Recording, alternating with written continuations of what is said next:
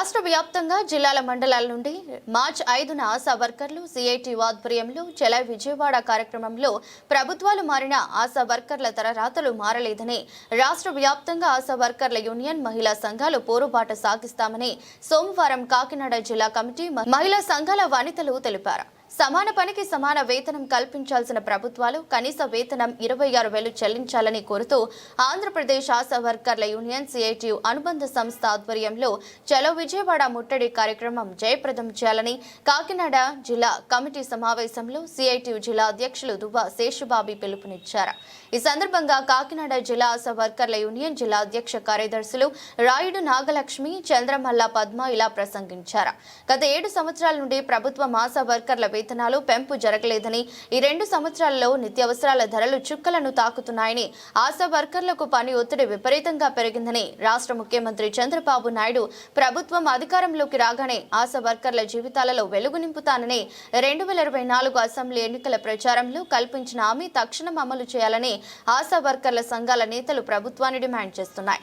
పెరుగుతున్న ధరలకు అనుగుణంగా ఆశా వర్కర్లకు 26 కనీస వేతనం తక్షణం అందుబాటులోకి తీసుకురావాలని, లేని పక్షంలో గుంటూరు జిల్లా అమరావతి రాజధాని ముట్టడి తప్పదని హెచ్చరించారు. ఆశా వర్కర్ యూనియన్ జిల్లా అధ్యక్షురాలిని రాయుడు నాగలక్ష్మి నా పేరు. ఈరోజు సుందరీ భవనంలో ఆశా వర్కర్ల సమావేశం వేయడం జరిగింది. మార్చి 5వ తారీఖున చలో విజయవాడ కార్యక్రమం ఉంది. దానిపై చర్చించుకోవడానికి సుందరీ భవనంలో సమావేశం వేయడం జరిగింది. అయితే అసెంబ్లీలో ఆశా వర్కర్ల సమస్యలపై చర్చ జరగడం లేదు. అది జరగాలని చెప్పి చలో విజయవాడ కార్యక్రమం పెట్టుకున్నాము. కానీ మా సమస్యలు పరిష్కరించాలి, అలాగే మా జీతాల గురించి కూడా మాట్లాడాలి. మేనిఫెస్టో వాళ్ళు ఆశా వర్కర్లకి కనీస వేతనాలు వేస్తామని ఇచ్చారు. అది ఇప్పటి వరకు కూడా మాట్లాడిందే లేదు. అది మాకు జీతాలు పెంచాలని కోరుకుంటున్నామండి.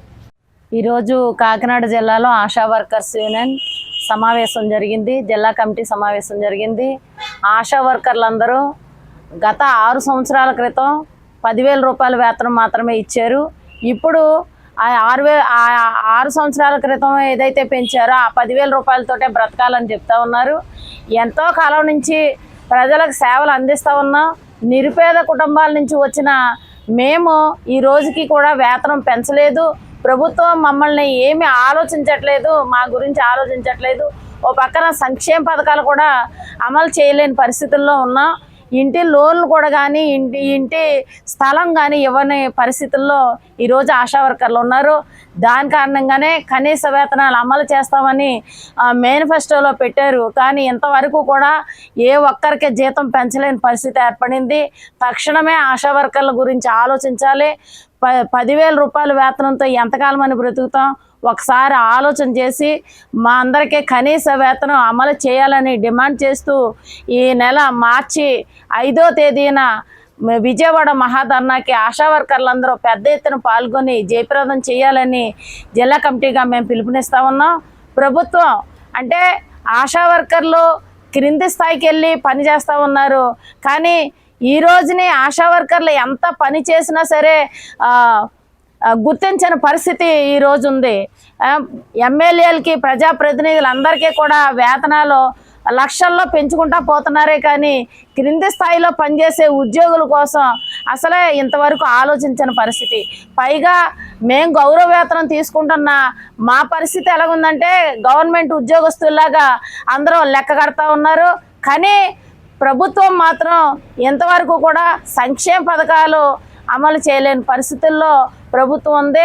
ఇటు ఏం చేయాలో పరిస్థితి ఇలా దారుణంగా ఉంది.